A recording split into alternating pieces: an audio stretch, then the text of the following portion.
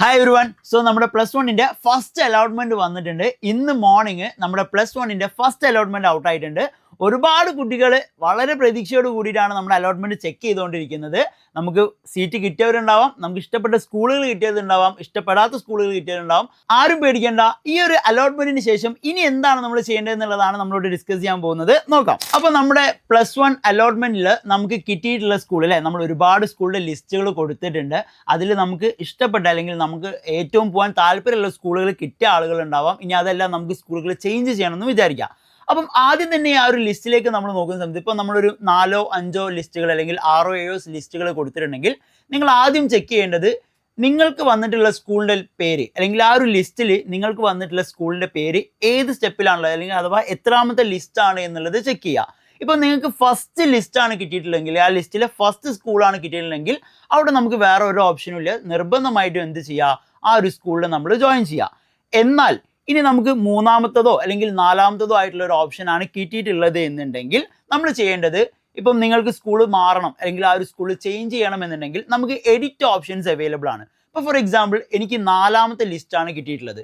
ആ ഒരു 4ാമത്തെ ലിസ്റ്റിന് മുകളിലോട്ടുള്ള 1, 2, 3 സ്കൂളുകളിൽ ഏത് സ്കൂളാണോ നിങ്ങൾക്ക് താല്പര്യം, ഇനി അല്ലെങ്കിൽ അതിൽ ഏതെങ്കിലും ഒരു സ്കൂൾ നിങ്ങൾക്ക് വേണ്ട എന്നുണ്ടെങ്കിൽ ആ ഒരു സ്കൂളിനെ ഒഴിവാക്കാനും നമ്മൾ കൊടുത്തിട്ടുള്ള സ്കൂളുകളുടെ ലിസ്റ്റിലേക്ക് മാറ്റി പ്രയോറിറ്റി ലിസ്റ്റാക്കി കൊടുക്കാനുള്ള ഓപ്ഷൻ നമുക്ക് എന്ത് ചെയ്തിട്ടുണ്ട്, ഇവിടെ എഡിറ്റ് ഓപ്ഷനിൽ കൊടുക്കാൻ വേണ്ടി പറ്റാവുന്നതാണ്. ഇനി നമുക്ക് സ്കൂളുകളുടെ ലിസ്റ്റ് വന്ന് അപ്പം നമുക്ക് ആ ഒരു സ്കൂളിൽ ജോയിൻ ചെയ്യേണ്ട അല്ലെങ്കിൽ മറ്റൊരു സ്കൂളിലേക്ക് മാറ്റി കൊടുക്കണമെന്നുണ്ടെങ്കിൽ നിങ്ങൾ ആദ്യം ചെയ്യേണ്ടത് എന്താണെന്ന് വെച്ച് കഴിഞ്ഞാൽ നമുക്ക് കിട്ടിയിട്ടുള്ള സ്കൂളിൽ ടെമ്പററി അഡ്മിഷൻ എന്ന് പറയുന്ന ഒരു പ്രൊസീജിയർ ഉണ്ട്. ആ ഒരു അഡ്മിഷൻ നമ്മൾ കണ്ടിന്യൂ ചെയ്യുക. അഥവാ ടെമ്പററി ആയിട്ട് ഒരു സ്കൂളിൽ നമ്മൾ എന്ത് ചെയ്യണം, ജോയിൻ ചെയ്യണം. അഥവാ അതിന് വേണ്ടി മറ്റൊരു ഫീസും നിങ്ങൾ പേ ചെയ്യേണ്ടതില്ല. ആ സ്കൂളിൽ വരുന്ന എക്സ്ട്രാ ഫീസോ കാര്യങ്ങളോ ഒന്നും നിങ്ങൾ പേ ചെയ്യേണ്ട. ടെമ്പററി അഡ്മിഷൻ എന്നൊരു പറയുന്ന പ്രൊസീജിയർ വെച്ചിട്ട് നമുക്ക് ആ ഒരു സ്കൂളിൽ എന്ത് ചെയ്യാം, ജോയിൻ ചെയ്യാം. അതിനുശേഷം നമുക്ക് ആവശ്യമുള്ള സ്കൂളുകൾ ഏതാണോ അല്ലെങ്കിൽ ഏത് സ്കൂളിലേക്കാണോ നമുക്ക് മാറ്റി കൊടുക്കേണ്ടത്, ആ സ്കൂളുകളുടെ ലിസ്റ്റുകൾ നമ്മൾ എഡിറ്റ് ചെയ്തതിന് ശേഷം എന്ത് ചെയ്യുക, നമ്മുടെ ആപ്ലിക്കേഷൻ സബ്മിറ്റ് ചെയ്യുക. നമുക്ക് ആകെ ഫസ്റ്റ് അലോട്ട്മെൻറ്റ് മാത്രമേ ഇപ്പോൾ ഔട്ടായിട്ടുള്ളൂ. ഇനി നമ്മുടെ സെക്കൻഡ് അലോട്ട്മെൻറ്റ്, തേർഡ് അലോട്ട്മെൻറ്റ്, ഇതുകൂടാതെ സപ്ലിമെൻ്ററി അലോട്ട്മെൻറ്റുകൾ കൂടി വരാനുണ്ട്. അപ്പം അഡ്മിഷൻ കിട്ടാത്ത ഒരു കുട്ടികളും ടെൻഷൻ അടിക്കേ വേണ്ട.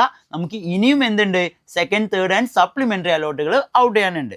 ഇനി നിങ്ങൾ ശ്രദ്ധിക്കേണ്ട ഒരു കാര്യം എന്താണെന്ന് വെച്ച് കഴിഞ്ഞാൽ, നമ്മൾ കിട്ടിയിട്ടുള്ള സ്കൂളിൽ ടെമ്പററി ആയിട്ട് നിർബന്ധമായിട്ടും ആ ഒരു ടെമ്പററി അഡ്മിഷൻ എടുത്തിരിക്കണം. അഥവാ നമ്മൾ അഡ്മിഷൻ എടുത്തിട്ടില്ല എന്നുണ്ടെങ്കിൽ ആ ഒരു അലോട്ട്മെൻറ്റ് പ്രൊസീജിയറിൽ നിന്ന് തന്നെ നമ്മൾ കംപ്ലീറ്റ്ലി ഔട്ടാവും. പിന്നീട് നമുക്ക് ഒരു സ്കൂളും കൊടുക്കാൻ വേണ്ടി പറ്റുന്നതല്ല. അപ്പോൾ നമ്മളിവിടെ അഡ്മിഷൻ നോക്കുന്ന സമയത്ത് ഇപ്പം നമ്മൾ ഓൾമോസ്റ്റ് 4,61,940 സ്റ്റുഡൻസ് ആണ് ഈ കൊല്ലം അപ്ലൈ ചെയ്തിട്ടുള്ളത് ഹയർ സെക്കൻഡറി സ്കൂളുകൾക്ക് വേണ്ടിയിട്ട്. എന്നാൽ നമ്മുടെ ഫസ്റ്റ് അലോട്ട്മെൻറ്റ് വന്ന സമയത്ത് ഓൾമോസ്റ്റ് 2,38,000 കുട്ടികൾക്കാണ് അഡ്മിഷൻ കിട്ടിയിട്ടുള്ളത്. ഇനിയും നമുക്ക് സീറ്റുകളും സ്കൂൾസും ഒക്കെ ബാക്കിയുണ്ട്. അപ്പോൾ ആരും ടെൻഷൻ അടിക്കേണ്ട ആവശ്യമേ നമുക്ക് വരുന്നില്ല. ഇനി വരുന്ന സെക്കൻഡ്, തേർഡ് ആൻഡ് സപ്ലിമെൻ്ററി അലോട്ട്മെൻറ്റുകളിൽ നമുക്ക് ധൈര്യമായിട്ട് എന്ത് ചെയ്യാം, വെയിറ്റ് ചെയ്യാം.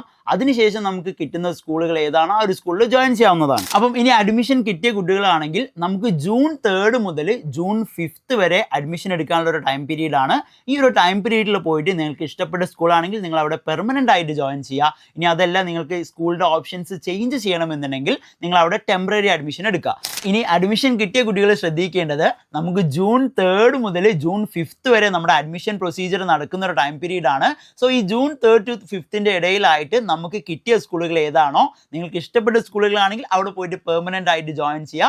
ഇനി അതല്ല നിങ്ങൾ ടെമ്പററി ആയിട്ട് എന്ത് ചെയ്യുക, അവിടെ അഡ്മിഷൻ എടുക്കുക. എങ്കിൽ മാത്രമേ ബാക്കി സ്കൂളുകൾക്ക് അല്ലെങ്കിൽ മറ്റ് അലോട്ട്മെൻറ്റുകളിലേക്ക് നമുക്കൊരു കണ്ടിന്യൂഷൻ കിട്ടുകയുള്ളൂ. So thank you so much. ഇതാണ് നമ്മുടെ അഡ്മിഷൻ പ്രൊസീജിയർ എന്ന് പറയുന്നത്.